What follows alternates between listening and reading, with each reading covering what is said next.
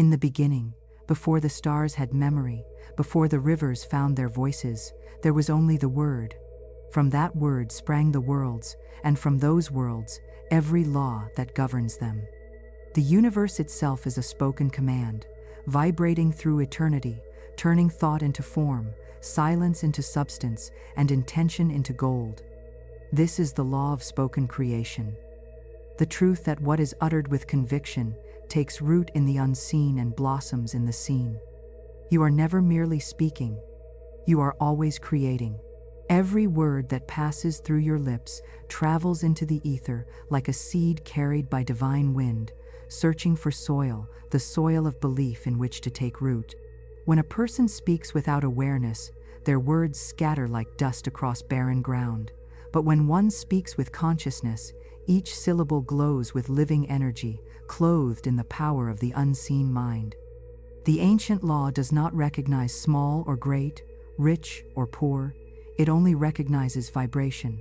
If your words vibrate with faith, the universe must yield. If they hum with doubt, the echo returns empty.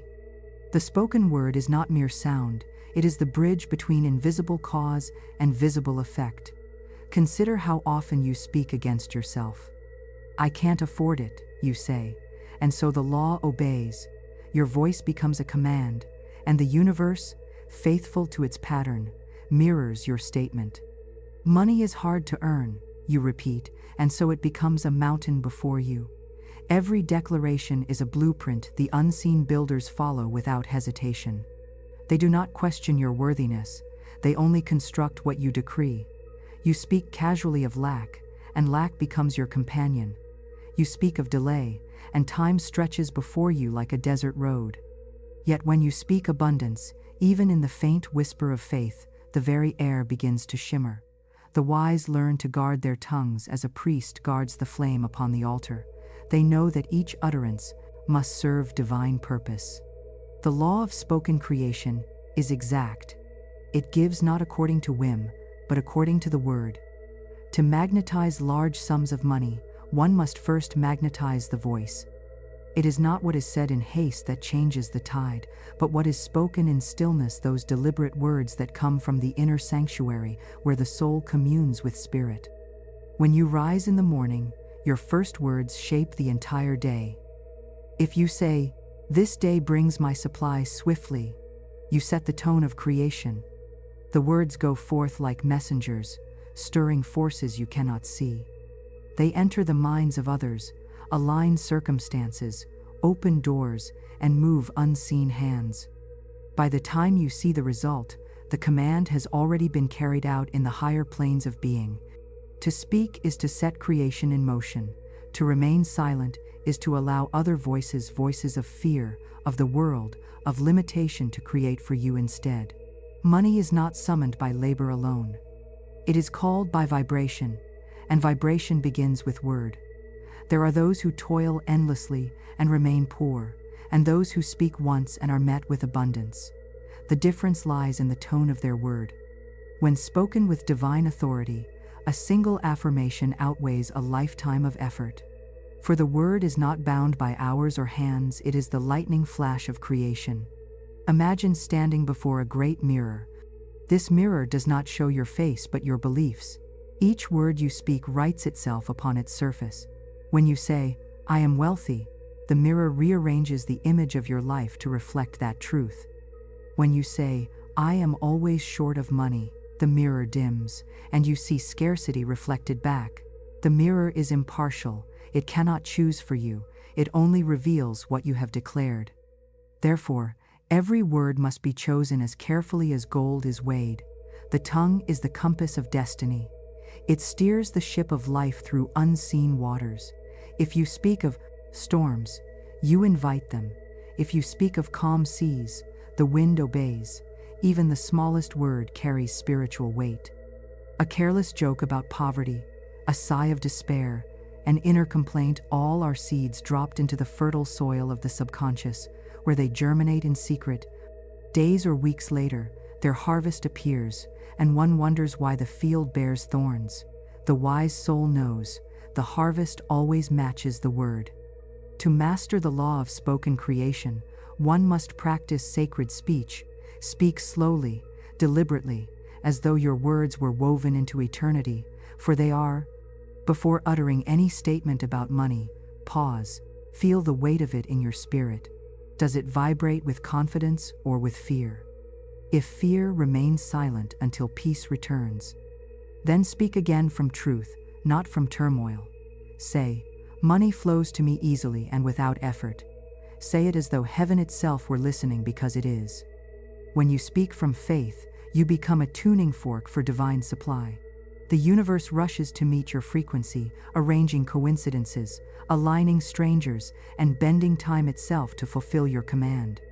You need not understand how. You only need to know that your word is law in your own world. Once spoken in faith, it cannot return void. It must accomplish that which it was sent to do. Think of the word as fire. It burns through resistance, melts fear, and illuminates the darkness of lack, yet fire must be directed. Uncontrolled, it destroys. Focused, it purifies and transforms. Your word, when focused by intention, becomes a sacred flame that clears the way for abundance to manifest. Speak often, but only with awareness. Let no idle word escape your lips. Each phrase is an offering to the unseen, either of doubt or of dominion. Those who complain about money repel it. Their words form walls that wealth cannot penetrate.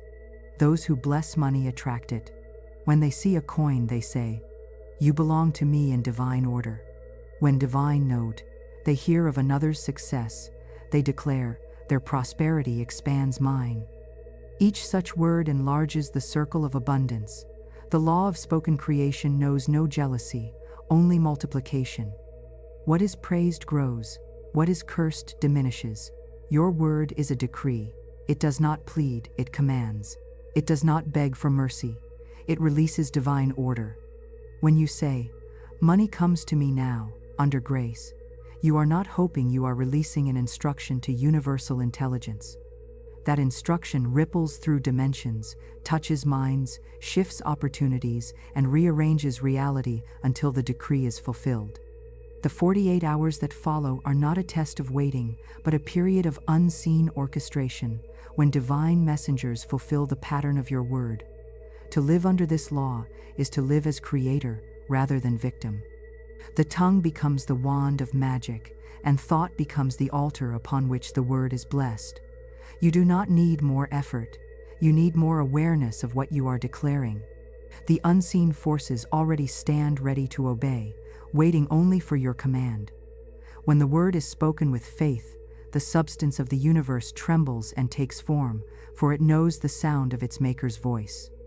All creation listens when the awakened soul speaks. The trees, the air, the silent currents of time all align themselves to carry out the command. For the soul and the universe are one, and the word of the soul is the word of creation itself. When you speak wealth with conviction, you are not summoning something foreign. You are awakening the abundance already dwelling within the fabric of existence. The word does not create something new. It unveils what was hidden behind layers of disbelief. Guard your speech, for within it lies the blueprint of your world. Speak as one who knows their voice shapes destiny. Speak as one who commands with love, gratitude, and reverence. The word is sacred breath, divine power flowing through human lips.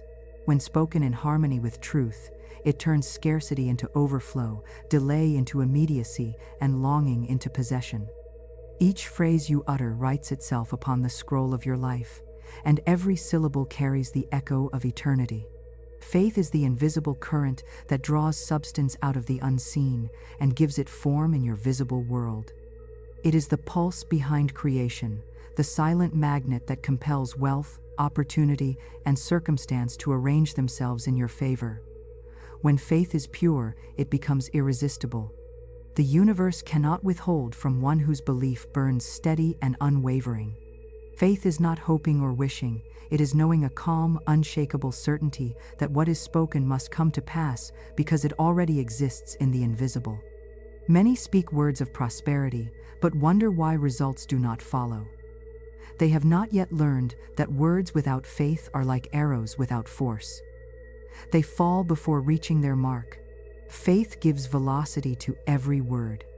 It is the breath that animates your decrees, the vibration that sets the law of attraction in motion. Without faith, words are only sound. With faith, they become substance. Faith does not need to see the coin before believing in wealth, nor the door before trusting that one will open. It feels the reality before the eye confirms it. It stands firm in the unseen, smiling as though the miracle were already complete. The one who possesses such faith becomes magnetic. Everything that matches the vibration of their belief begins to move toward them. People, places, events, even the smallest details of chance are drawn by the current of faith's quiet certainty. Faith has no anxiety. It does not rush or strive. It rests in divine timing, knowing that the universe is never late. Those who are anxious repel their own supply, for worry speaks the language of distrust. The soul that worries says, "I do not believe," but the soul that trusts declares, "It is done." And so it is. The difference is subtle, yet it determines the flow of power. Faith whispers, "I already have it." Doubt shouts, "Where is it?" and scatters the energy that was about to form your abundance. Faith is not emotion, it is alignment. One may tremble in body and still possess unshakable faith in spirit. It is not about feeling brave, it is about standing anchored in truth. When faith becomes your state of being, money no longer feels like a distant goal, but a natural reflection of your inner certainty. You cease to chase wealth, for it begins to chase you. The magnetic field of faith works without effort, quietly drawing everything necessary for fulfillment. To understand faith is to understand vibration. The universe answers not to words but to the energy beneath them. Two people may say, "I am rich," yet one speaks from fear, the other from knowing. The first vibrates lack and draws more of it. The second radiates fullness and receives in kind. Faith tunes your vibration to match divine supply. The moment the inner tone matches the frequency of abundance, the outer world adjusts accordingly. There is no need to force belief. You cultivate it through repetition and stillness. Faith grows in silence, where the mind is no longer shouting objections. Sit in quiet and declare your truth. All that I require is already mine in divine order. Do not argue with appearances. They are temporary reflections of old thought. Faith does not wrestle with evidence. It creates new evidence. When you rest in this inner knowing, the outer world rearranges itself like iron filings around a magnet. Faith is the language of spirit. When you speak it fluently, every atom responds. It does not depend on logic or probability. It moves beyond the arithmetic of reason. Where logic says, "It is impossible," faith says, "It is already done." Logic measures resources. Faith measures energy. Logic counts the coins in your hand. Faith counts the infinite coins in the unseen, treasury of divine supply. Logic builds walls. Faith builds bridges. The two cannot dwell in the same mind, for one cancels the other. To magnetize money in 48 hours, faith must become the ruling vibration. Not tomorrow, not when results appear, but now in this moment. The mind must settle into a frequency of completion, not desire. Desire says, "I want." Faith says, "I have." The universe mirrors whichever you believe most deeply. When you affirm, "Large sums of money come to me quickly," faith seals the statement with the power of conviction, making it a living command. Without faith, the words drift into nothingness, waiting for belief to ignite them. Faith is not blind. It sees what eyes cannot. It is vision beyond sight. The one who has faith can walk through the valley of lack and still feel surrounded by wealth. They know that unseen forces are already at work, preparing the fulfillment of their decree. Even when all physical evidence denies it, faith remains unshaken, for it draws its strength from a deeper realm. In that quiet certainty, divine order unfolds swiftly, often within hours, as if time itself had been compressed by belief. When fear appears, faith must answer it with authority. Say to fear, you have no power here. Speak it aloud until the vibration of truth fills your body. Fear loses strength when confronted by voice, for it thrives only in silence. Each time you affirm your faith, you reinforce the magnetic field around you. The stronger that field becomes, the faster your manifestation travels through the unseen corridors toward you. Faith does not ask how or when. It simply knows that the law is working, and that knowing becomes its power. Those who understand this secret no longer live by circumstance but by consciousness. They speak wealth into being because their faith has already accepted it as real. You cannot magnetize abundance while secretly believing in struggle. The two currents oppose each other. Faith is the straight line that cuts through contradiction. It does not wander or waver. It stands like a beam of light, constant and clear. Every doubt bends that beam. Every affirmation strengthens it. You build faith by remembering past miracles. Think of every moment you were rescued, every time provision appeared from nowhere.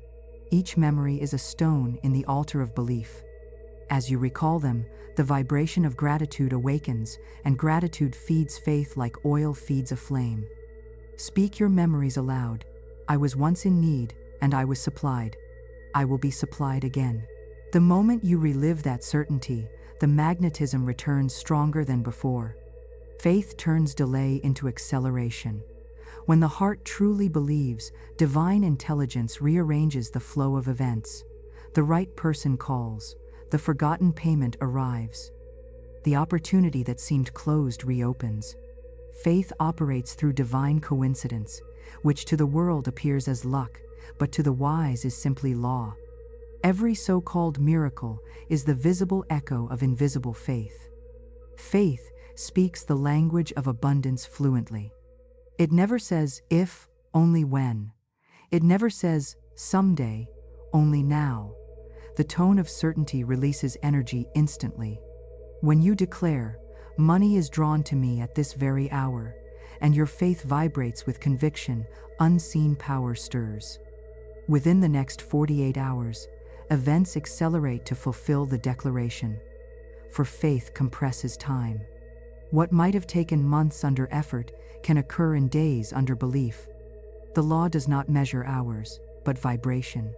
When faith is pure, even a single word can open the floodgates of supply.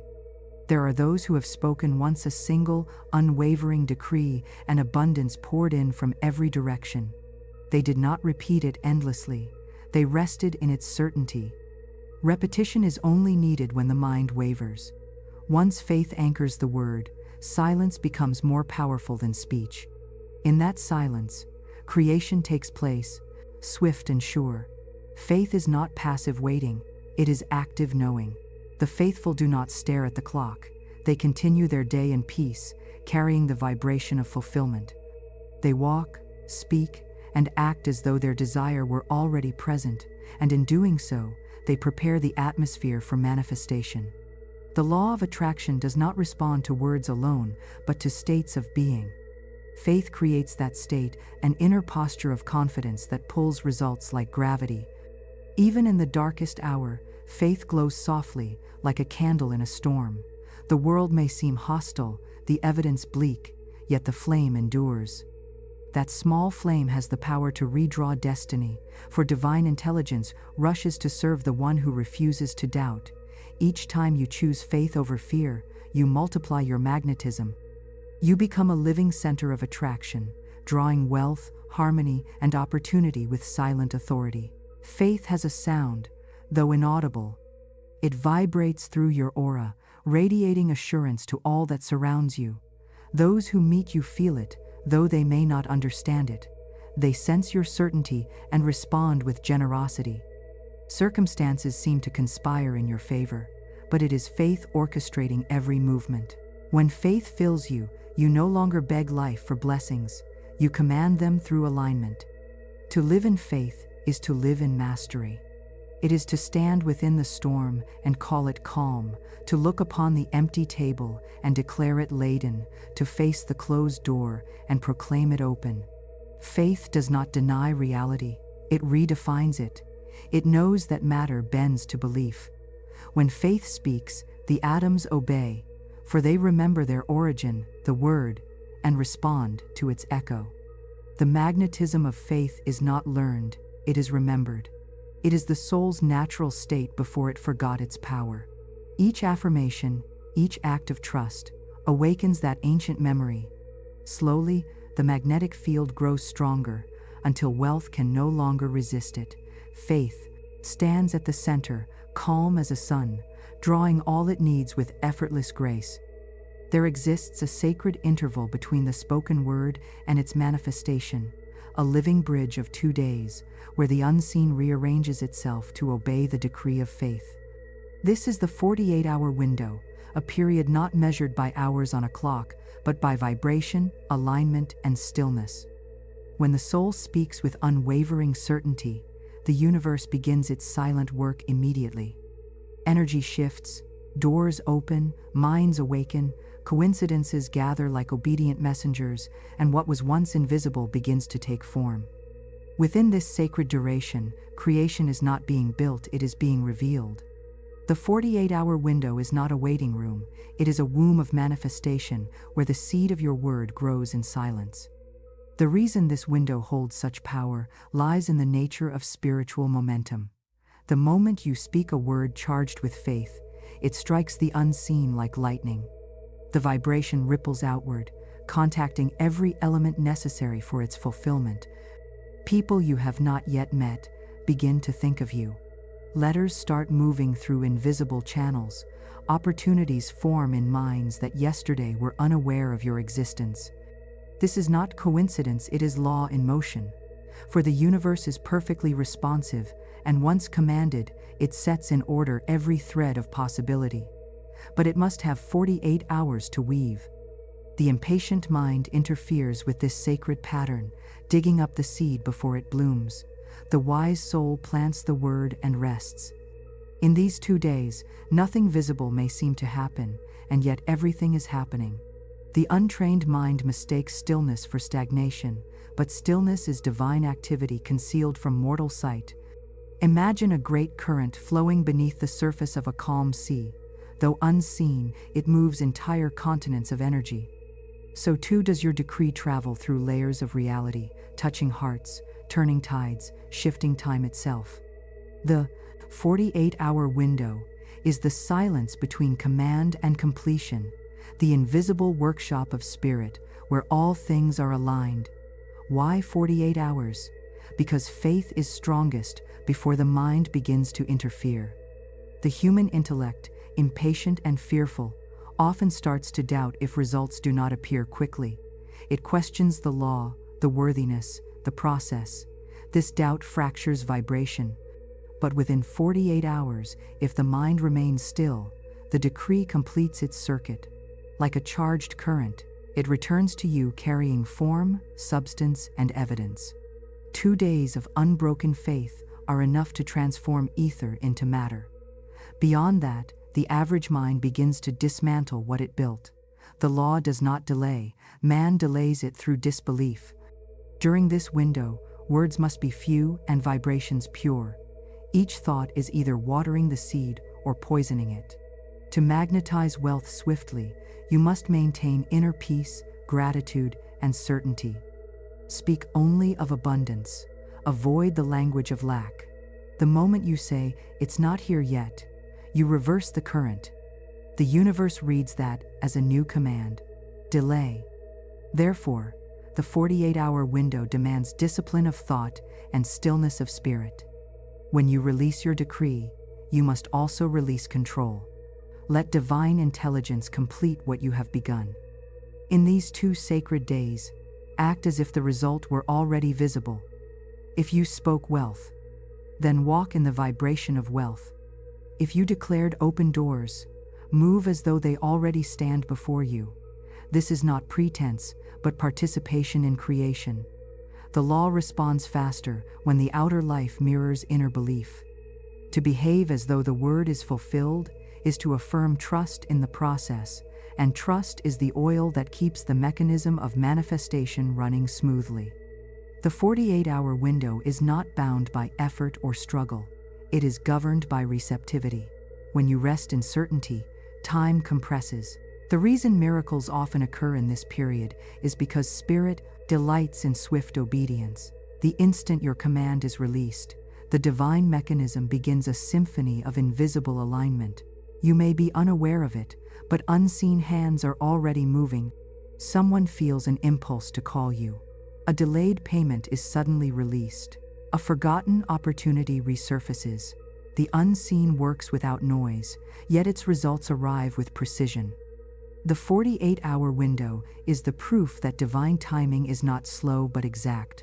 Most people break their own miracle by watching the clock.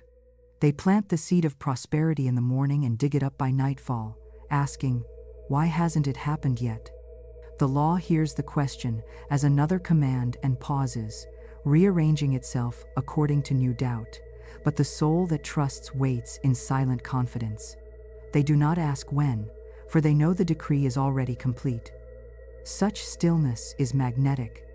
It draws the result closer with every breath. The quiet mind is a magnet for rapid manifestation. During these 2 days, imagination becomes the sacred bridge between belief and evidence. Close your eyes and see what you have spoken as already accomplished. Feel it with your senses, as though you were living within the scene. The subconscious mind cannot distinguish imagination from experience. It accepts both as truth.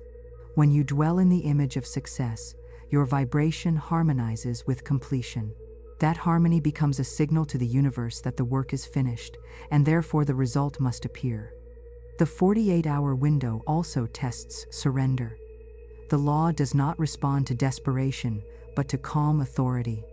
When you speak your decree, speak once with power and release it. Do not beg or repeat endlessly, for repetition implies uncertainty. The universe hears one clear order more loudly than 1,000 anxious echoes. Those who understand this remain serene. They know that their word has gone forth and must return bearing fruit. To interfere is to tell the universe you do not trust it. To rest is to declare mastery. In the realm of spirit, time bends to belief. What takes years under fear may unfold in days under faith. The 48-hour window is the demonstration of this truth. When consciousness aligns perfectly with divine order, cause and effect collapse into the same moment. You speak, and creation rushes to obey. The limitation of 2 days is symbolic. It represents the span in which faith remains pure before doubt intrudes. Hold your vibration steady for that duration, and results manifest with startling speed. To live by this law, one must learn the rhythm of silence and speech. Speak your word, then withdraw into peace. Just as the ocean does not strain to move the tide, neither must you strain to move the law. The movement occurs naturally when vibration is clear. During these 2 days, practice gratitude. Give thanks, not because you hope the miracle will come, but because you know it already has. Gratitude accelerates the current. Each word of thanks polishes the invisible channel through which abundance flows. The 48-hour window is a sacred experiment in divine trust. When you observe it with faith, the results often appear with precision so startling that even the doubtful are silenced. A letter arrives at the last hour, a payment releases unexpectedly, a meeting occurs by chance. These are not random events, they are the precise fulfillment of the command you released. Spirit wastes nothing. Every word uttered in faith returns, clothed in form, within the appointed span. Many have used this law unknowingly in small ways.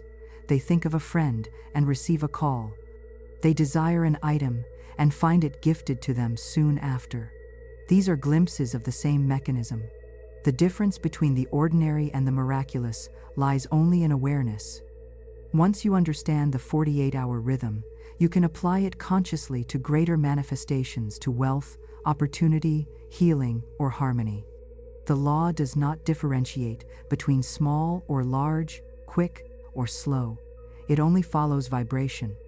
The discipline of these 2 days refines the soul. It teaches patience without passivity, faith without force. When you master it, you discover that the universe is swift to respond when you are swift to believe. The moment your decree leaves your lips, creation begins, and within the sacred window, the invisible world stirs like a vast tide answering the moon. The law does not rush, but neither does it delay. It operates in perfect rhythm, and once your vibration aligns, results arrive as surely as sunrise. To those who trust, 48 hours are enough to turn shadow into substance, silence into song, and emptiness into overflowing supply. There is a divine authority within every soul, a hidden scepter of speech that governs the flow of all things seen and unseen. This authority is the power of command, the ability to speak not as a petitioner, but as a creator, to decree instead of desire, to command rather than plead. The universe does not respond to uncertainty, it bends to certainty. When the voice carries conviction, creation obeys. The soul that knows this truth never begs for abundance, it declares abundance. It never asks for wealth timidly, it calls it forth as its rightful inheritance. The law of life answers only to the voice of dominion, not to the language of doubt. Every command is an act of remembrance, a return to the ancient truth that man and his word are one. To command is to acknowledge that the spirit within you is the same force that spoke galaxies into motion. The same voice that said, "Let there be light," now whispers within you, waiting to be used with purpose. The power of command is not arrogance, it is alignment. It is the recognition that divine law cannot disobey itself. When you speak with authority born of faith, the unseen moves instantly to perform your word. The very atoms of reality tremble and rearrange themselves to match the tone of your decree. Those who command from truth never raise their voice, for power does not shout, it simply is. True command arises from stillness, from the certainty that what you have spoken already exists in spirit and must therefore appear in form. It is not the loudness of the voice that moves the universe, but the purity of the vibration beneath it. A whisper of conviction carries more force than 1,000 cries of fear. The soul that has found its inner authority speaks calmly, knowing that divine law acts without hesitation. The power of command begins in consciousness before it ever reaches the tongue. Every outward decree must be born from an inner knowing. To say, "I am wealthy," without believing it in the heart, is to speak an empty phrase. But when consciousness accepts it as truth, the same words become creative fire. The outer world mirrors the inner decree. Spirit follows the path of least resistance, and that path is belief. To command effectively, you must first remove resistance from within. Doubt is static in the line of communication. Once cleared, the power flows freely, and manifestation becomes inevitable. Command is not the same as demand. To demand is to struggle. To command is to align. Demanding implies lack, as though something must be taken. Commanding affirms possession, as though it is already yours. The one who commands wealth does not reach outward, they reach inward, calling forth what already exists in potential. "I now call my riches forth," they say, not as a wish but as a decree. The unseen hears the tone of finality in their voice and moves to obey. When you command, you become the center of divine activity. Your words are no longer mere sounds but currents of energy infused with purpose. They travel outward, touching the fabric of reality, reordering events, inspiring minds, and drawing people and opportunities toward you. The moment you issue a command, you set in motion a spiritual mechanism far greater than logic can measure. You are not asking life to change. You are announcing that it already has. The power of command does not plead with circumstances, it transforms them. The tongue is the bridge between thought and creation. It is the instrument through which divine will is expressed in human form. When you speak from authority, you use that bridge as it was intended, as a channel of divine direction. Every sentence becomes a law to your personal universe. Say, "Money flows to me easily and continuously," and that decree begins shaping the flow of events. The subconscious receives it as instruction. The outer world arranges itself to comply. All things respond to voice, for voice is vibration, and vibration is the language of existence. The power of command requires detachment from appearance. The physical world is slow to reveal what has already shifted in the invisible. If you look to appearances for confirmation, you weaken your decree. Command must stand alone, without visible proof. You speak, you believe, you release, and the unseen fulfills its promise.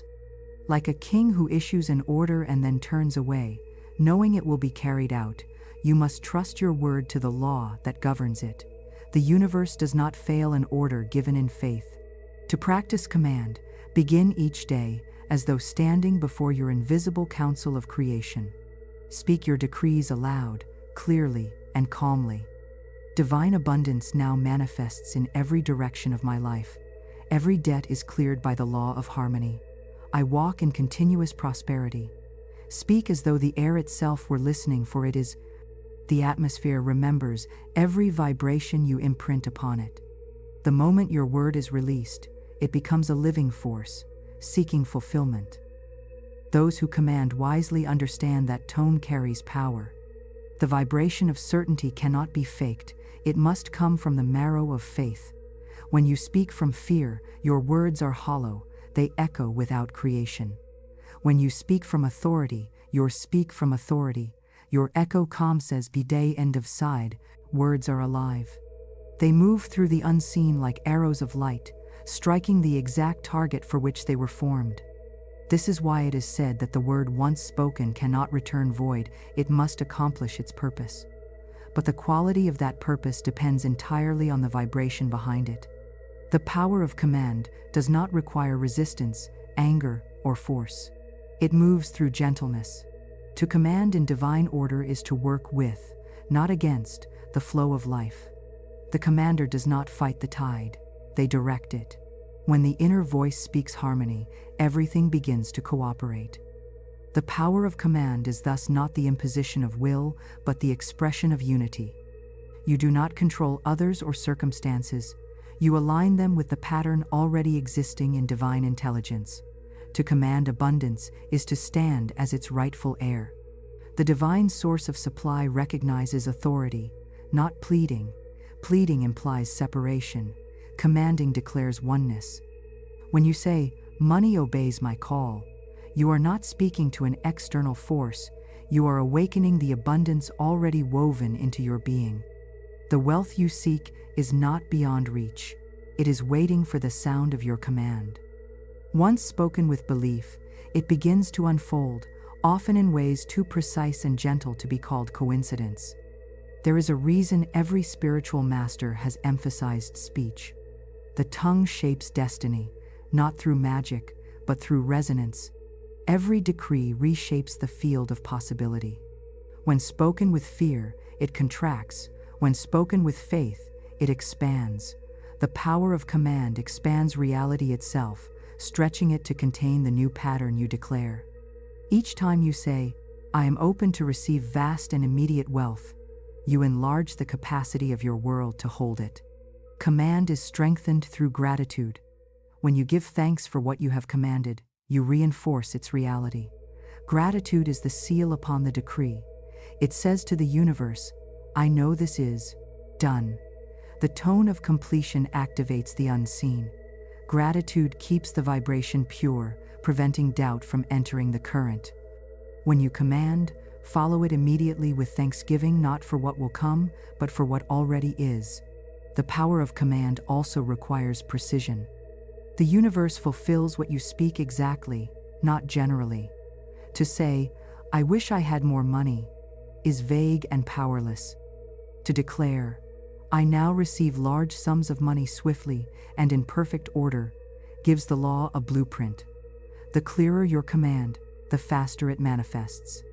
Every decree is a set of coordinates sent into the invisible. The more exact the coordinates, the quicker the delivery. This law of authority applies to all creation. Command health, and the body begins to respond. Command peace, and relationships reorganize. Command wealth, and channels of supply open. But you must speak as one who knows they are obeyed. Unbelief cancels authority. Each time you doubt your word, you issue a conflicting order, confusing the energy that serves you. The power of command requires consistency, one direction, one decree, one unwavering vibration. To live under this power is to speak less and mean more. Idle words scatter energy, deliberate words gather it. When you speak, let every sentence be imbued with purpose. The wise do not waste their voice on complaint, for complaint is command in reverse. The same law that fulfills "I am prosperous" will fulfill "I am always struggling." The law is neutral, it obeys tone, not morality. Therefore, guard your speech, for it is the architect of destiny. The power of command is a discipline of thought, speech, and emotion. It demands alignment between heart and tongue. When the feeling of certainty matches the spoken word, creation occurs instantly. This is why some achieve swift results, while others wait in vain. The one who commands in full harmony of mind and spirit is irresistible. The universe itself cannot delay their decree, for it carries the frequency of divine authority. To master this art, practice speaking only when you mean to create. Every utterance shapes the invisible. The power of command is not a rare gift, it is the natural state of every awakened being. Once realized, you no longer speak from fear of lack or hope of rescue. You speak from knowing calm, sovereign, and absolute. Each word becomes a key that unlocks the vaults of divine supply. For the law recognizes the vibration of its own voice and moves to obey it. Gratitude is the golden frequency of creation, the sacred tone through which all things multiply. It is not merely a feeling or a polite gesture of appreciation, it is a spiritual vibration that alters the substance of reality. Every grateful thought is a signal to the universe that the soul has recognized its abundance, and recognition opens the channel for more. Gratitude is the law of increase made audible. It is the hum of divine harmony, calling forth more of whatever it blesses. When the heart beats in thankfulness, invisible doors open. When the lips speak words of appreciation, the current of supply strengthens and quickens. Gratitude is magnetic. It draws all that is good toward the one who practices it with sincerity. In the unseen realms, vibration is language. The universe does not understand complaint, fear, or worry. Those are distortions of tone. But it understands gratitude perfectly, for it speaks the same language. Gratitude carries the same frequency as completion. To be grateful is to declare, "It is done." When you give thanks, even before your desire has appeared, you align yourself with its fulfillment. The act of gratitude is a silent affirmation that creation has already taken place. The ungrateful soul delays its own manifestation by affirming absence, while the grateful soul hastens its arrival by affirming presence. Gratitude transforms the ordinary into the miraculous. It is the alchemy that turns small coins into overflowing riches, a small home into a palace of peace, and a single opportunity into a cascade of fortune. Those who live in gratitude are surrounded by unseen allies, circumstances that rearrange themselves to serve them, people who appear at the right moment, ideas that awaken just when they are needed. The grateful mind is an open door through which abundance continually flows. The ungrateful mind, on the other hand, is a closed gate, locking out the very blessings it seeks. The vibration of gratitude begins in awareness. It is the quiet acknowledgement that all you see and all you have are gifts of divine order. Gratitude is not selective, it blesses everything. Even seeming difficulties are included in its circle, for they too contain hidden treasures. When you can give thanks for what once seemed against you, you have mastered one of the highest laws of creation. The moment you bless adversity, you disarm it. What resists gratitude dissolves in its presence, for gratitude is pure light. It penetrates confusion and transforms it into clarity. It turns fear into peace and lack into plenty. When spoken aloud, gratitude creates vibration in the physical world. The sound of "thank you" carries spiritual voltage. Every word of thanks becomes a ripple of harmony moving through matter. The cells of the body respond. The atmosphere around you shifts. The energy of your environment brightens. Gratitude is not only a spiritual tool, but a literal frequency that changes the density of what surrounds you. When practiced with intention, it can alter financial conditions faster than effort alone, because gratitude aligns with the energy of giving and receiving, the true rhythm of prosperity. Money itself is sensitive to vibration. It flows toward joy and away from resentment. It is repelled by fear and attracted to gratitude. The one who is thankful for the little they have will soon have more to be thankful for. The one who complains about not having enough will find even what they have slipping away. This is not punishment, it is law. Energy expands where it is celebrated and contracts where it is criticized. Gratitude celebrates, and celebration multiplies. When you bless a single coin in your hand and say, "You are divine substance, ever increasing," you awaken the principle of multiplication within it. That single act can open channels for larger sums, for the universe always expands what is acknowledged with joy. To live in gratitude is to live in continuous communion with the source.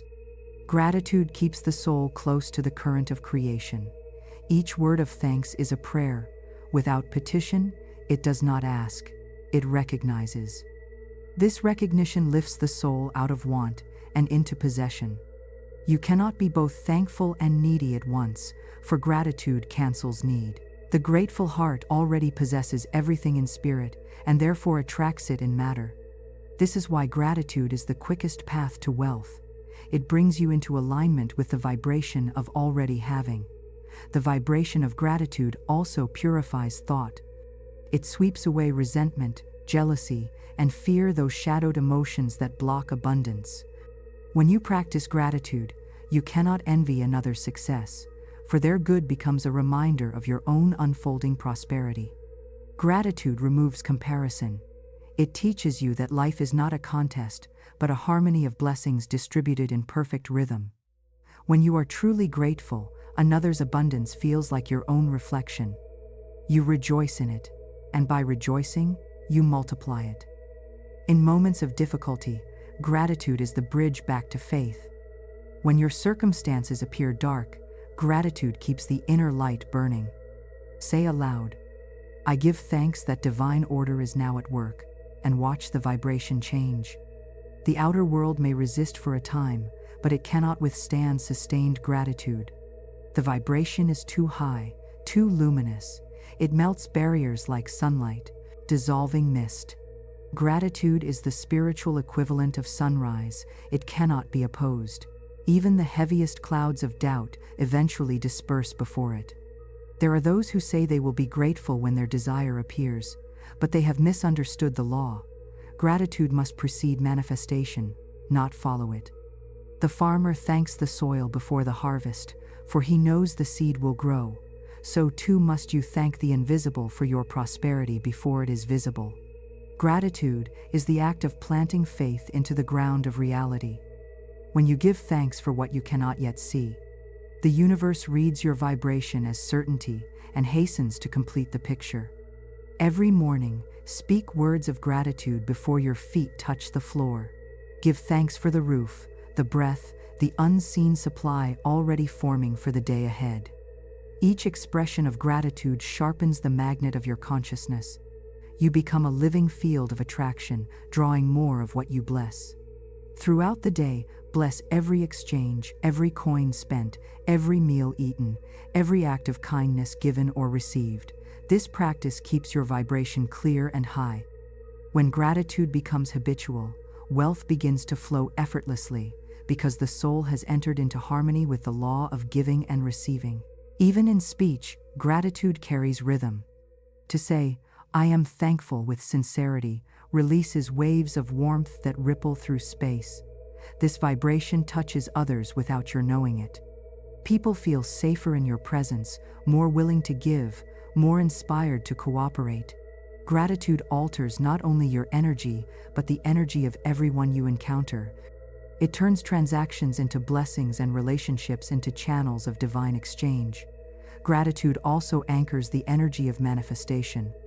When a desire has been spoken, the days that follow are the proving ground of faith. Doubt may arise, fear may whisper, gratitude silences them both. Each time you give thanks for your already accomplished desire, you reinforce its existence. You feed the vibration of completion rather than the vibration of absence. In this way, gratitude acts as the guardian of your word. It keeps your decree alive while it takes form. The vibration of gratitude is quiet power. It does not shout or demand.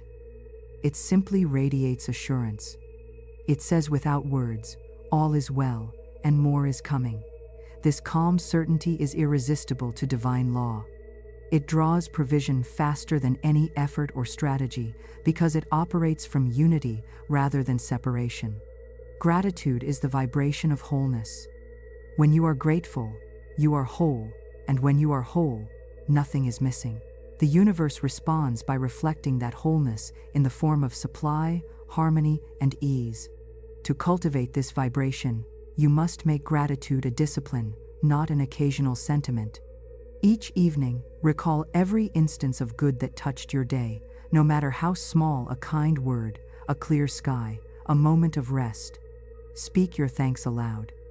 The spoken word multiplies the effect, imprinting the vibration more deeply in your field.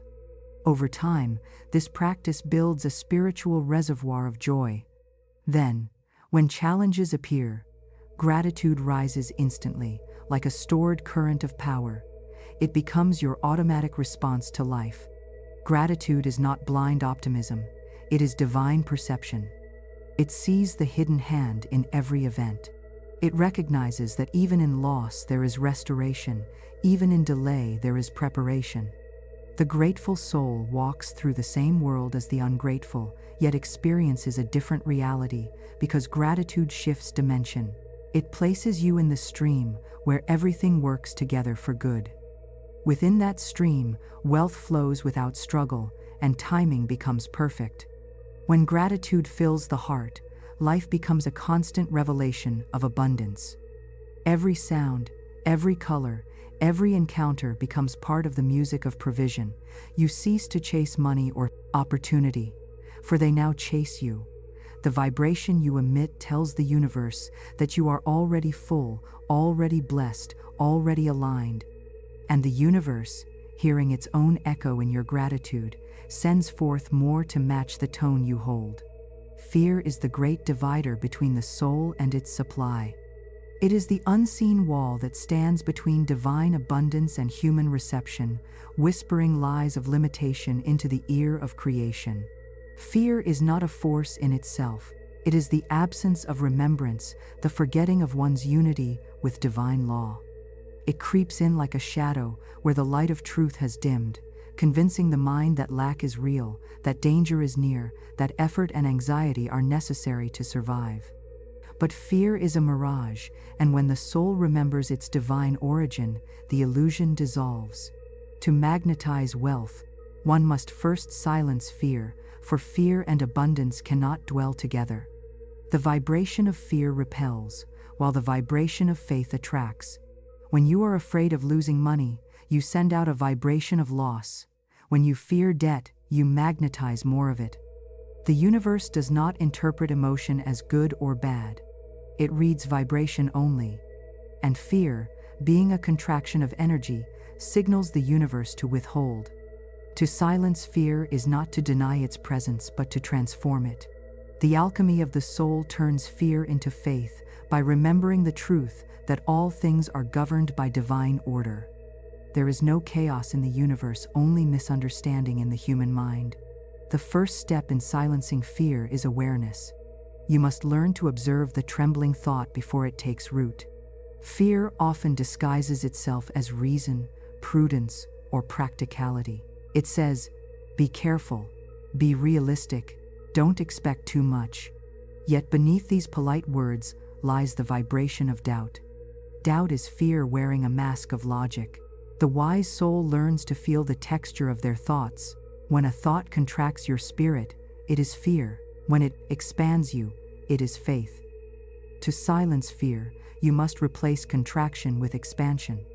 Speak words that open the heart. Divine supply is constant. My good cannot be withheld. Every time such words are spoken, fear loses a fragment of its power. Fear thrives in silence, not the silence of peace, but the silence of neglect. It grows in the shadows of unexamined thought. The moment you bring it into the light of awareness, it begins to dissolve. Say aloud, I see you, but I do not believe you. Speak to your fear as you would to a frightened child, firmly but gently. Fear has no will of its own, it only borrows yours. When you reclaim it, fear has no energy to sustain itself. Each time you confront it with truth, it retreats.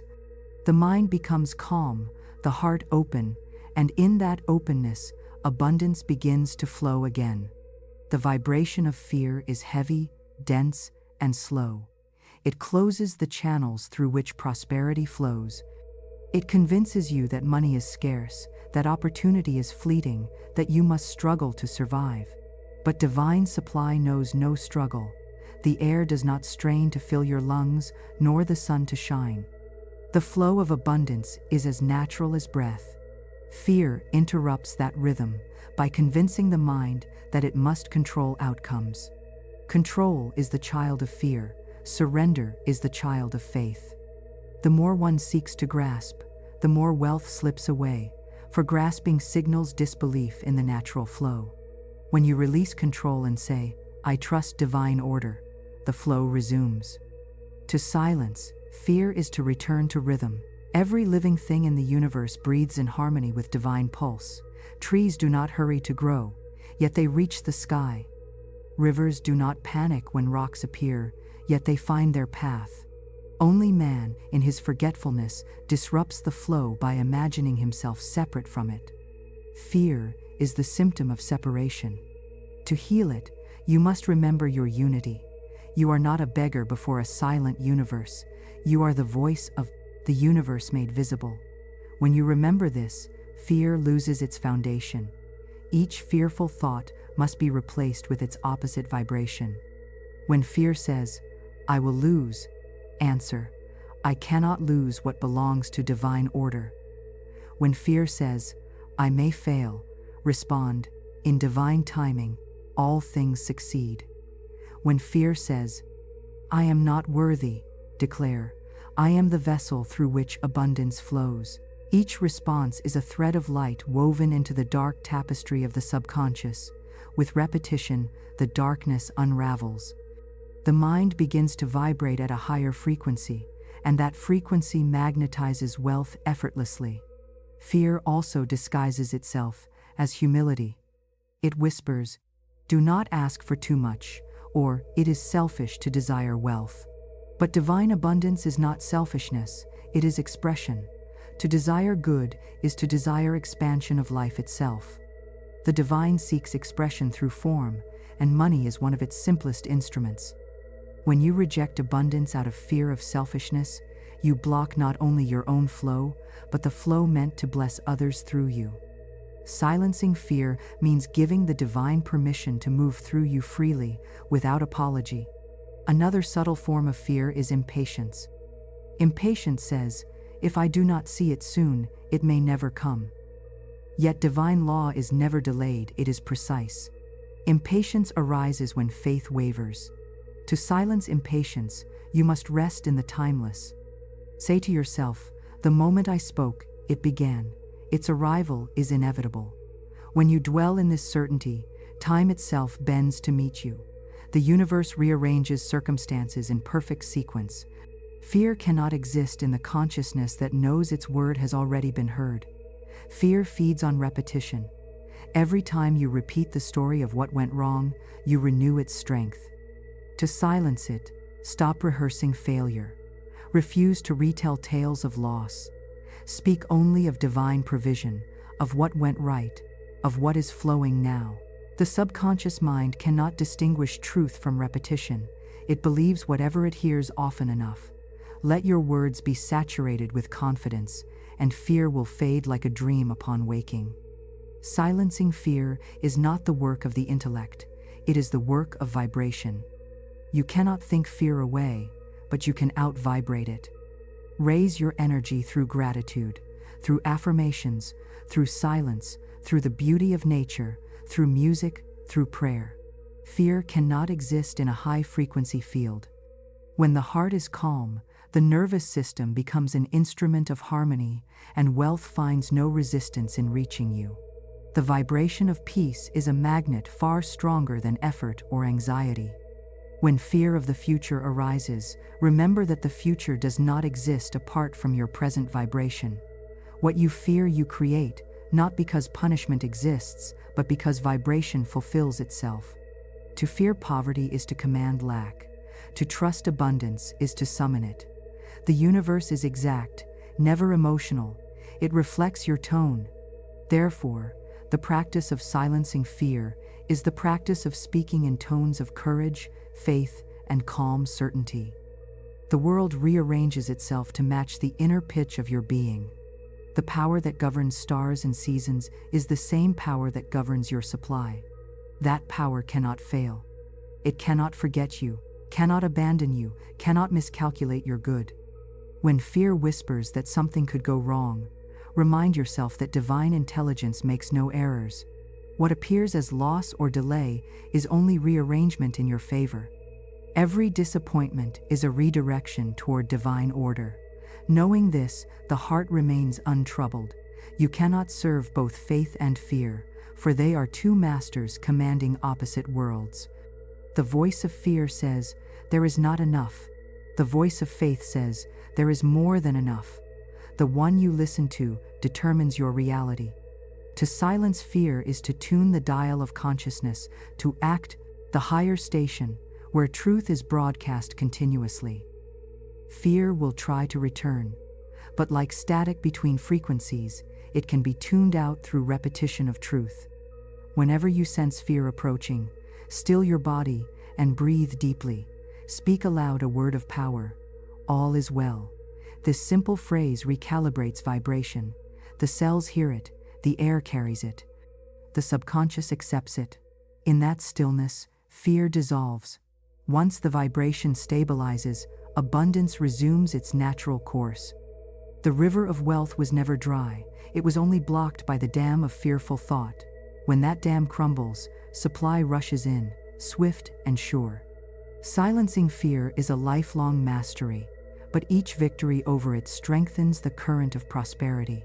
With every fearful thought transmuted, your magnetism grows stronger. The soul learns that safety is not in control, but in surrender to divine order. The moment you cease fighting the unseen and begin trusting it, fear loses all power. What once seemed uncertain becomes inevitable, and what once felt delayed becomes immediate, for the vibration of peace quickens every creation into form. Alignment with the infinite source is the highest state of spiritual order, the moment when human consciousness remembers its origin in divine intelligence and begins to move in rhythm with it. It is not the act of reaching outward toward a distant power, but of turning inward toward the eternal center that has never been apart from you. Every law of abundance, every principle of magnetism, every miracle of wealth begins in alignment. To align is to stop striving and start resonating.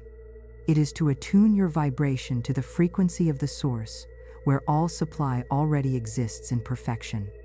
In that state, you no longer attempt to create wealth. You simply allow the wealth that has always been yours to flow through you without resistance. The infinite source is the wellspring of all things, visible and invisible, the ocean of pure consciousness, from which every coin, opportunity, and miracle arises. When you are out of alignment, you live as a wave that has forgotten it belongs to the sea, struggling to hold itself apart, believing it must generate its own motion. But when you remember your oneness with the source, effort dissolves. You realize that the same current that moves galaxies also moves money, relationships, and circumstances. You become a vessel through which divine substance expresses itself in form. Alignment is not achieved through striving but through surrender.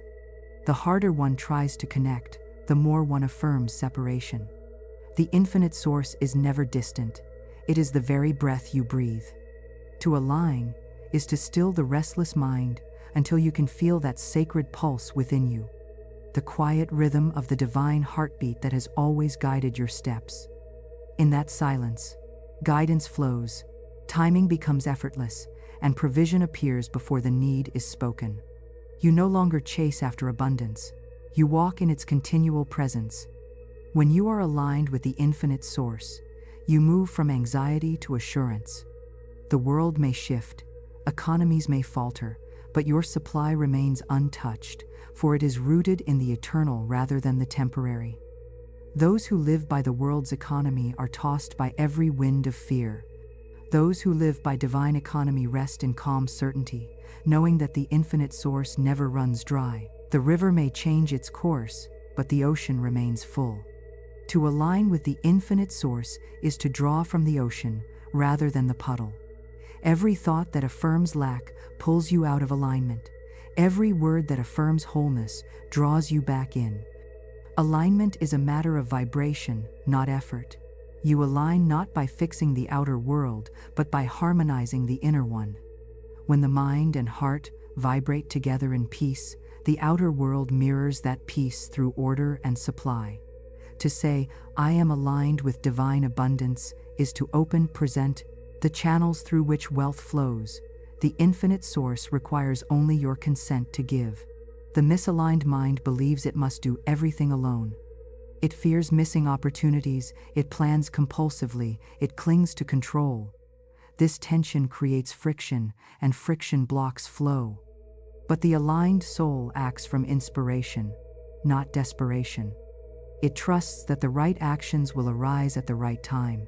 It follows the gentle nudges of intuition, for intuition is the voice of the infinite source whispering directions in the language of peace. When you listen to that voice, you discover that divine timing is never late and never rushed, it is always perfect. Alignment also means unity of intention, emotion, and action. The infinite source cannot flow through contradiction. When you speak abundance but feel fear or desire prosperity while resenting those who have it, you split your energy. Half of you pulls forward, half pulls back. To align is to make every part of yourself agree with truth. Your thoughts must affirm supply. Your emotions must feel ease. Your actions must reflect faith. When all three move as one, the infinite source pours through you like an unbroken stream. The energy of the source is love, unconditional, self-sustaining, and infinitely giving. To align with it, you must become love in expression.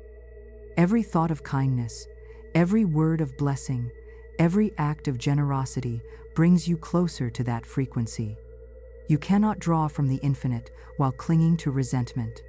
The channel must be clear. When you release judgment and forgive, you cleanse the path for divine substance to flow. Forgiveness is not a moral act but a magnetic one. It realigns the heart with divine circulation. The moment forgiveness enters, stagnation ends. Alignment with the infinite source also means releasing attachment to outcomes. The misaligned mind demands specific forms, a certain job, a certain payment, a certain path. But divine order often chooses routes unseen by human reasoning. When you fixate on how abundance must appear, you block the infinite from choosing the higher way. Alignment allows flexibility. It says, I trust the law to bring my good in perfect form and perfect time.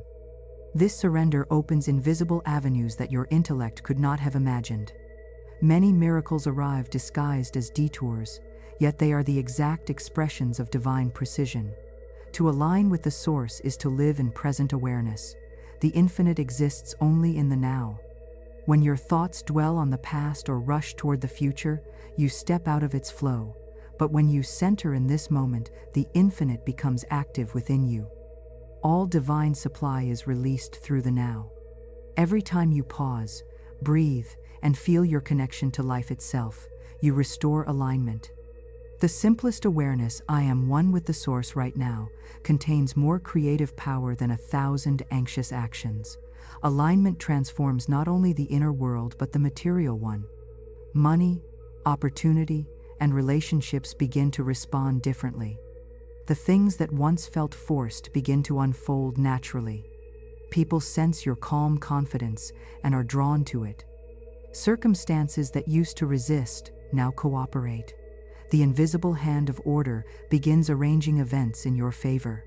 This is not luck, it is resonance. When you vibrate in harmony with the infinite, all of creation harmonizes with you.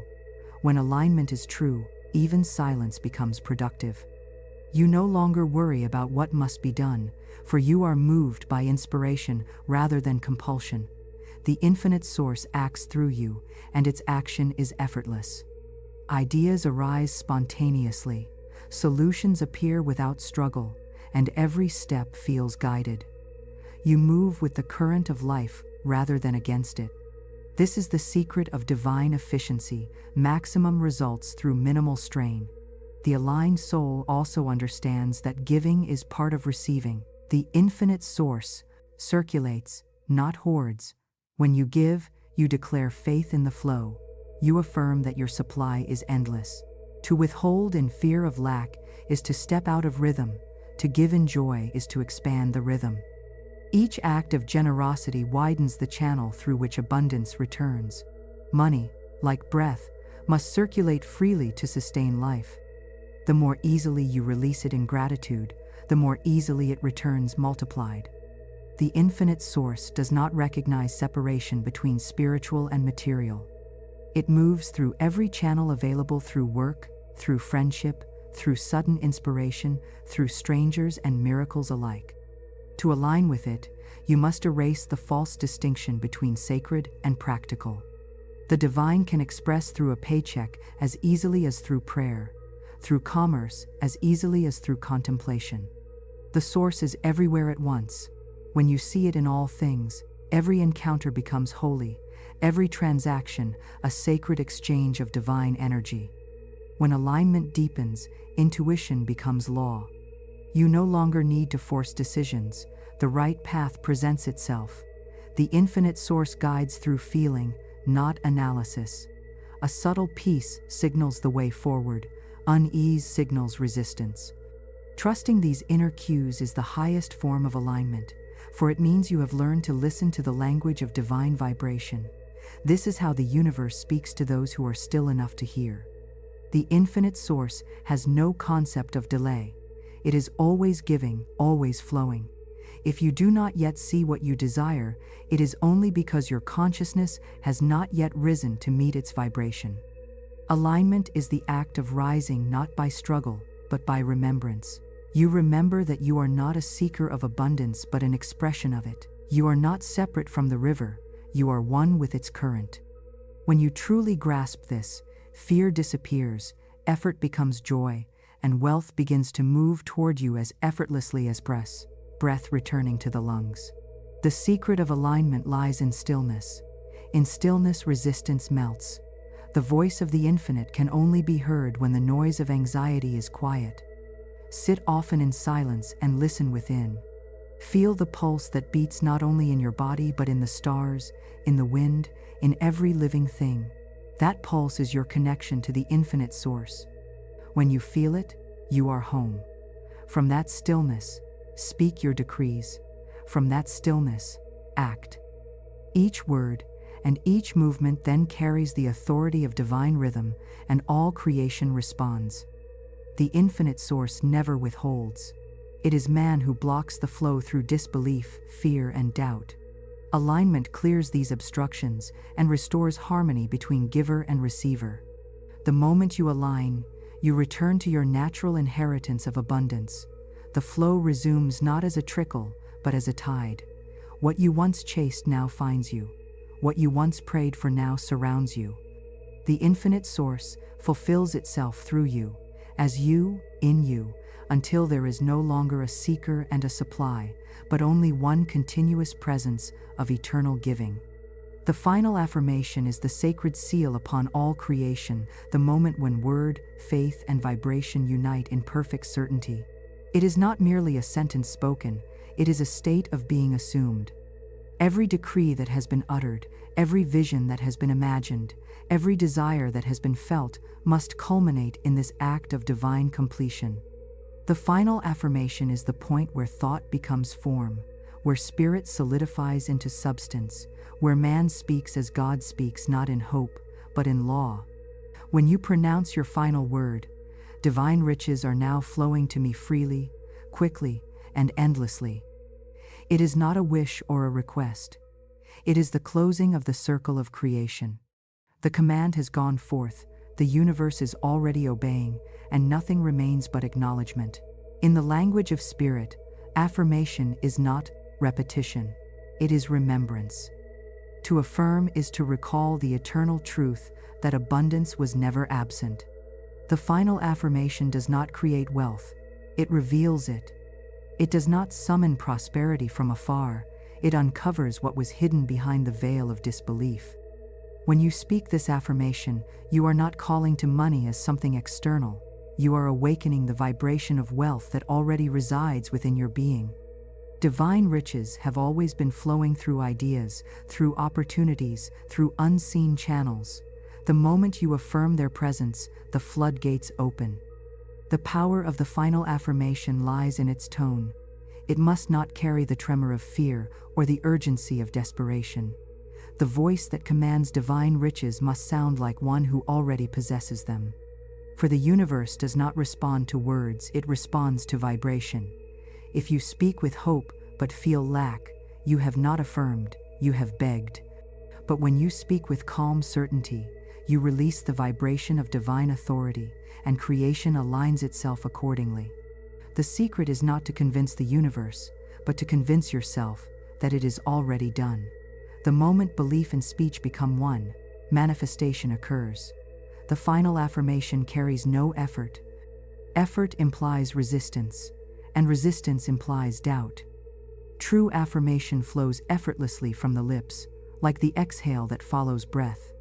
It is not forced, not repeated anxiously, but released in perfect peace. Divine riches are now flowing to me. Must be spoken as though it were the most natural truth in the world, as natural as sunlight, as simple as breath.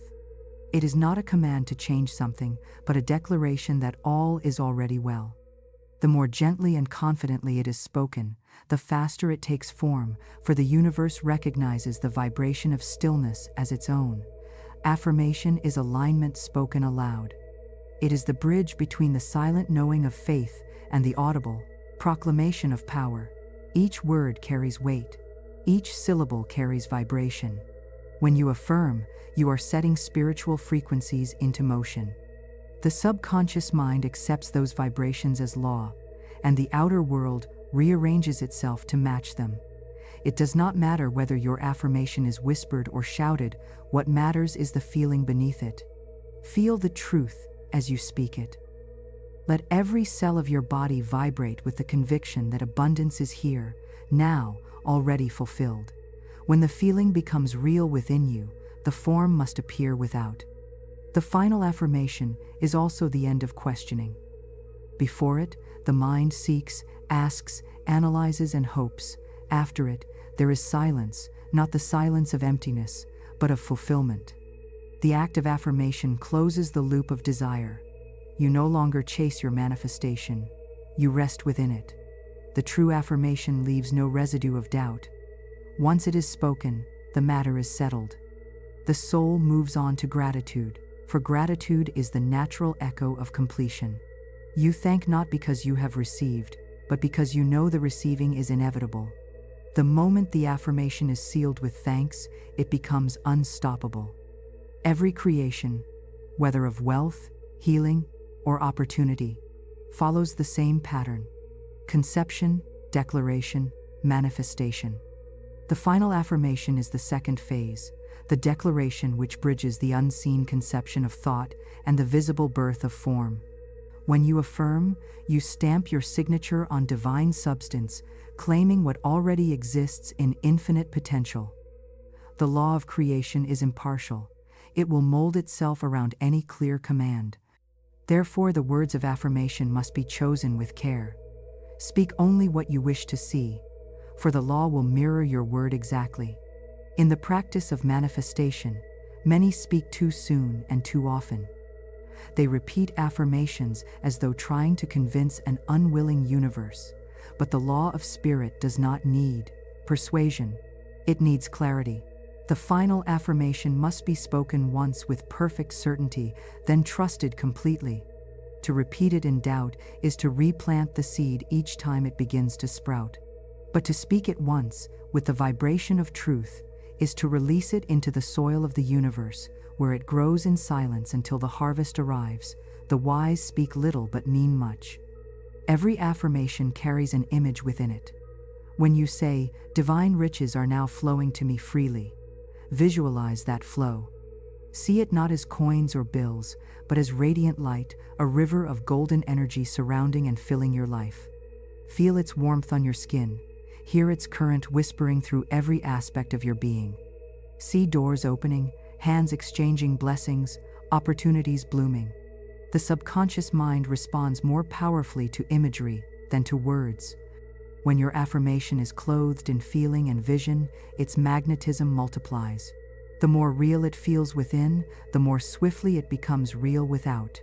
The final affirmation must always be in the present tense. To say, "I will receive" or "I am going to have," places fulfillment in a future that never arrives. The universe exists only in the now.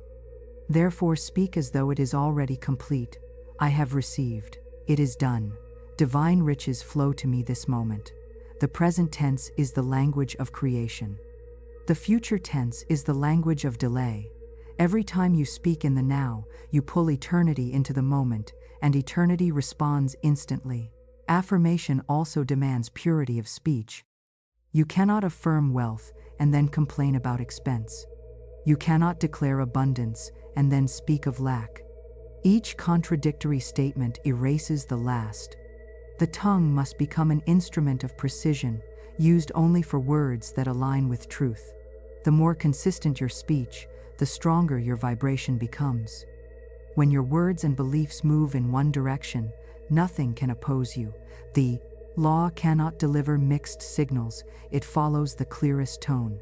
Speak always as though your decree were already fulfilled. The final affirmation is an act of sovereignty. It is the soul's acknowledgement of its dominion over form. To affirm is to remember that you are not the servant of circumstance, but the master of vibration. You are the vessel through which divine energy expresses itself. Every word you speak shapes the invisible substance of reality. When you affirm your good, you are commanding energy to take form in accordance with divine law. There is no begging in affirmation, only authority, reverence, and trust. At its highest level, the final affirmation transcends even words. When consciousness is fully aligned, the affirmation becomes silent, an inner radiance that continually declares, "All is well." This state is the true wealth of the soul, for it no longer depends on evidence. The outer world may fluctuate, but the inner vibration remains unshaken. In that still certainty, creation becomes instantaneous. Thought and result merge into one. The need for repeated affirmation fades, because the entire being has become an affirmation, a living declaration of divine abundance in form. To reach this state, one must cultivate purity of faith. The mind must cease to argue, the heart must cease to fear, and the spirit must stand as a pillar of knowing. When you say your affirmation with this clarity, even once, the universe rearranges itself to fulfill it. Invisible hands move, doors open, people are inspired, and time folds to deliver what you have claimed. The final affirmation is the spiritual equivalent of signing a decree that cannot be revoked. The unseen power, once commanded, never returns void. There is no limit to what can be affirmed, for the infinite source holds every possibility. But every affirmation must carry the vibration of harmony, not greed, not competition, not fear, but divine order. When you affirm in harmony, your happy wealth blesses all. It flows not through force, but through grace. The true affirmation does not take from another, it multiplies the good of all. In divine law, there is no conflict of prosperity, only expansion. Every affirmation that blesses others blesses you in return, for the vibration of giving and receiving is one. When you speak your final affirmation, let your heart be still and your mind silent. Feel the words, not as a chant, but as a proclamation from eternity. Imagine them rising from the center of your being, like a sound that never ends, echoing through every realm of existence. Divine riches are now flowing to me freely, quickly, and endlessly. Let the vibration move outward through the air, into the earth, into every particle of the unseen, until it fills all space with its tone. Once spoken, it is done. The command has become law, the law has become manifestation, and manifestation has become your life. The final affirmation is the seal upon the scroll, the steadying hand that presses destiny into wax and makes it irrevocable. It is the point where all preceding laws are braided together into one unbroken cord, where your word, your feeling, and your being stand in a single tone of certainty. You do not utter it to bargain with life. You breathe it as one breathes naturally, inevitably, as the most native sound of your soul. When spoken in calm authority, the final affirmation rests upon creation like evening light on a lake, neither strained nor hurried, and everything within your field begins to reflect its peace. It is not speech chasing evidence, it is speech assuming evidence, and in that assumption, the doors open without friction, the channels loosen, the silent allies take their stations, and supply turns its face toward you, as toward the sun. This epilogue is the living practice, the gentle instruction that makes the seal practical in the hours after you speak it. Begin with breath. Let the breath descend, deep and unforced, until your body remembers the original rhythm that existed before doubt learned your name. Sit upright, not rigid, as if a silver thread lifts the crown of your head. Place one hand upon the heart, the other open upon the thigh, palm upward, as though receiving a letter that has already been sent. On the exhale, allow every tendon of hurry to go slack. On the inhale, consent to the presence already filling the room. Then let the words rise from the quiet center. Divine riches flow to me now, freely, swiftly, without end. Do not push, do not decorate. Let the sentence walk upon the air like something holy returning home. The moment you speak, the pattern begins. It does not begin because a far-off power finally notices you. It begins because you finally notice the power that never departed. The affirmation is not a flare fired into a dark sky. It is the unveiling of a light that was covered by the cloth of anxious thought. You have removed the cloth. Do this once each morning, once each night, and between these two lamps, allow your day to travel without inspection. The seed grows in the dark. Your task is not to dig. Your task is to water with quiet gratitude and keep watch over your speech, that no thorns of contradiction are sown among the wheat. If stray winds rustle the field, if a pang of doubt slips in, or a habit of complaint returns, do not wrestle. Redirect. Whisper, I return to my seal. Say it as a lighthouse speaks, the same light each time, unexcited by the weather. You are not pleading for mercy, you are maintaining resonance. And resonance, kept steady, draws form from the formless. You will notice small courtesies of spirit arriving first. An invoice released, a message answered, a forgotten door ajar.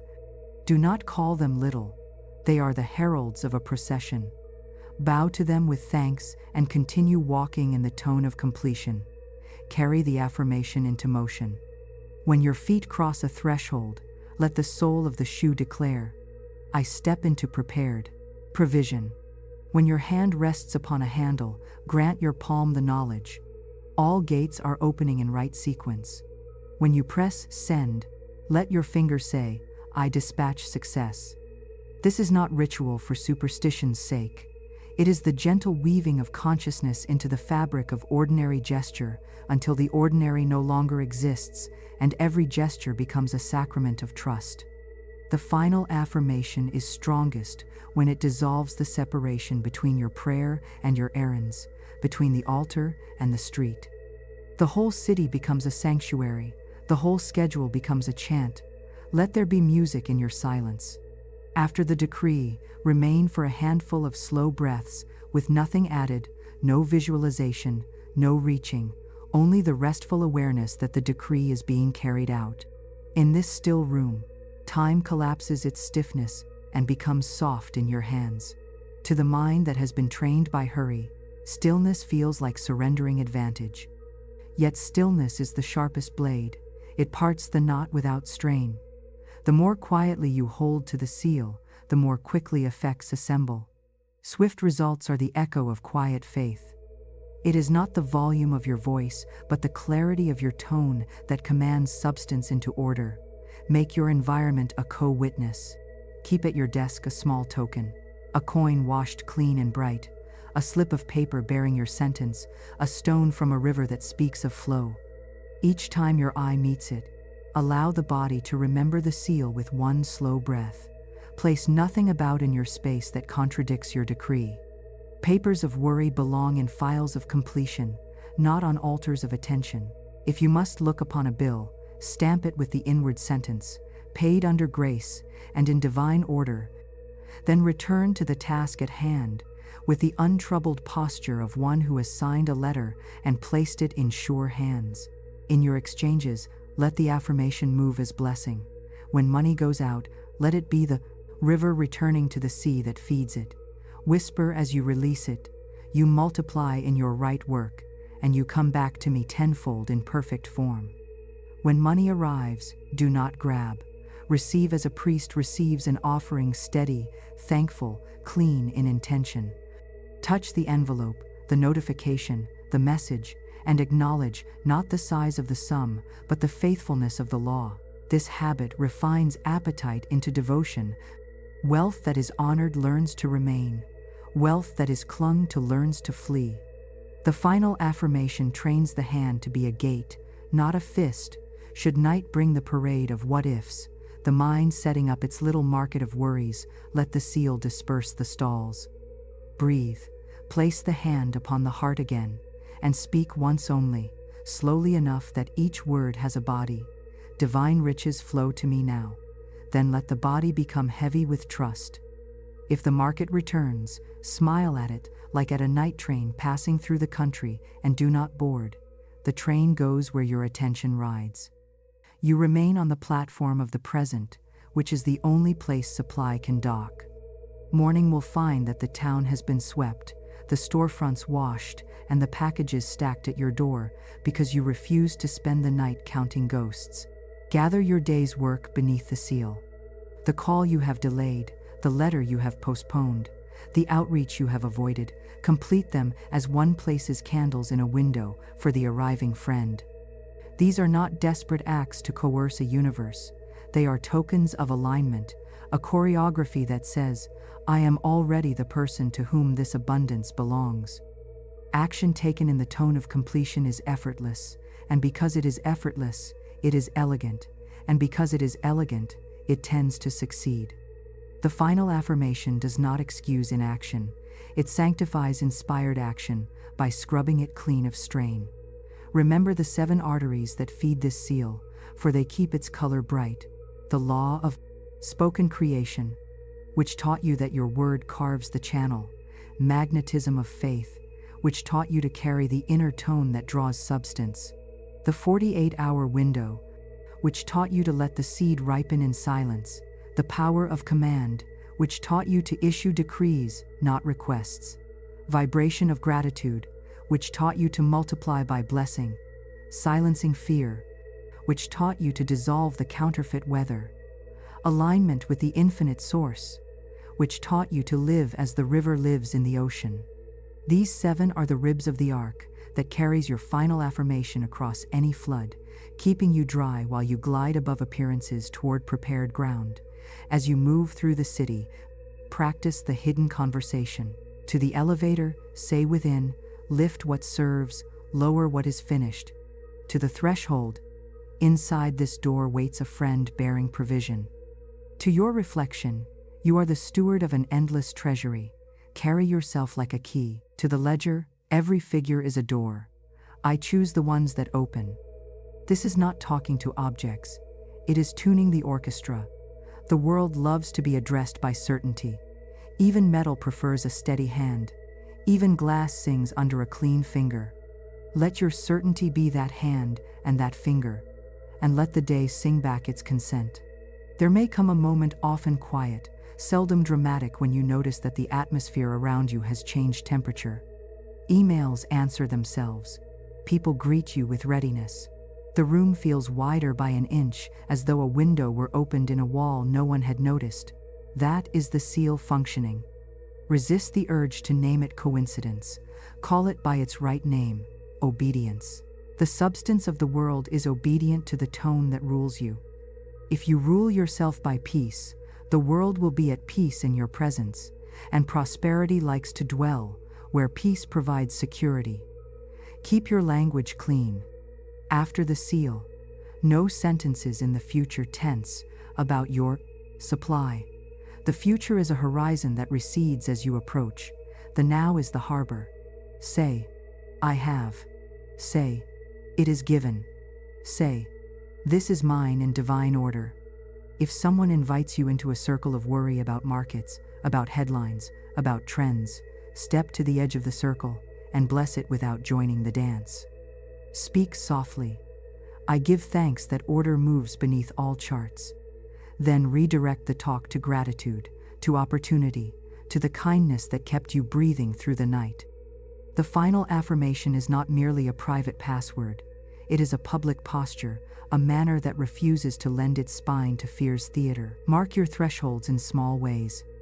A quiet line, penciled inside a drawer with the sentence you carry. A tiny card behind a frame. A phrase tucked in the pocket of a coat. Not as talismans, but as echoes, reminders that the tone you chose in the morning is still sounding in the afternoon. When you open the drawer, the echo meets you. When you hang the coat, the pocket warms your hand with its secret. These little fidelities keep the day braided. They prevent the mind from fraying under errands. A braided day is strong. A strong day attracts strong outcomes. At dusk, review not with judgment but with harvest eyes.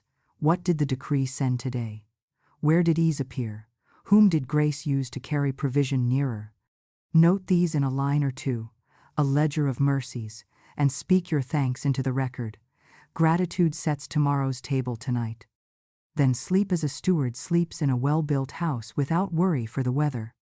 The seal keeps watch at the door while you rest, because the law does not tire, because order does not need your eyelids to remain open to keep working, because the river does not stop in the dark when the moon is hidden by cloud. If a delay presents itself, treat it as a servant, not a sovereign. Ask it quietly, what are you arranging for my good? Then consent to its answer by staying in tone. Many a delay is the hinge, upon which a larger door swings. If the hinge creaks, oil it with blessing. If it sticks, loosen it with thanks. Do not yank at the door. You spoke, it moves. You blessed, it widens. Your only labor is to keep the climate within you mild enough for angels to work without the wind of your anxiety blowing out their lamps. And if a wind does rise, if a night comes loud with old weather, take again the posture with which you began, the lifted crown, the open hand, the palm upon the heart. Breathe until the ribs remember the shore. Speak once, the way a bell speaks once, and the valley carries the tone long after the clapper rests. Divine riches flow to me now, freely, swiftly, without end.